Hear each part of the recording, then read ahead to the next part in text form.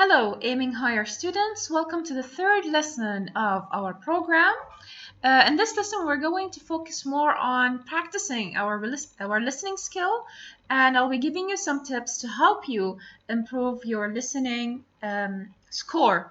Let us start with that. So actually, when it comes to listening, there are three important stages that can help you improve your score when you take any listening exercise. The first stage is pre-listening, the second stage is during listening, and the third stage is post-listening. So let us have a look at the first stage.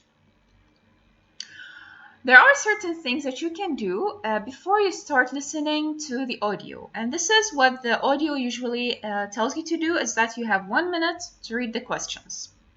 So this is where you actually have to read the instructions very carefully. Do you have to fill in the gap? Do you have to add a number? Do you have to add one word, 2 words? So you have to really pay attention to what the question is asking you to do.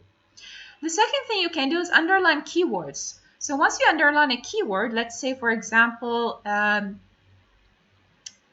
date. So when you underline the word date, then you know that as the listening audio is playing, then you're listening for a certain date. It could be 1st of December, 2nd of January, and so on. The third thing you can do is you can kind of predict what type of answer is required. And that is, of course, if the question is asking you about the date, then you know that you're supposed to listen to months, numbers, years.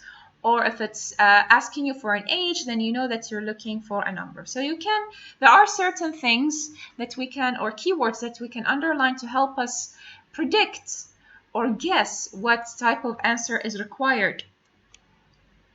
As for the second stage, then it's while listening. And here it's very important that you stop panicking and you don't let your emotions in a way stop you from listening carefully. It's fine if you miss a line. It's fine if there is a word that is difficult and you don't know the meaning of it. That's just the nature of the listening activity. You just need to stay focused and try to answer as many questions as you can. And hopefully once you listen again, you can, answer the rest of the questions that you missed.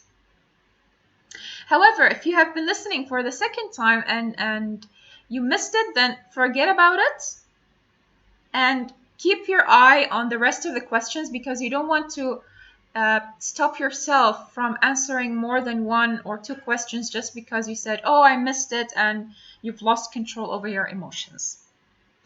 As for the third stage, and that is, of course, after listening or post-listening, then make sure that you don't leave any empty spaces. Try to guess the answer. If it's a multiple choice question or if it's a date, just try to guess it. Don't leave it empty. It could be the correct answer if you guess it. And of course, check everything is correct and that you've answered all the questions, and basically proofread it. I hope these tips are helpful, and I hope that you get to apply it, which is what I have posted for you. I have posted a listening activity for you so you can apply these tips or use these tips that I've given you.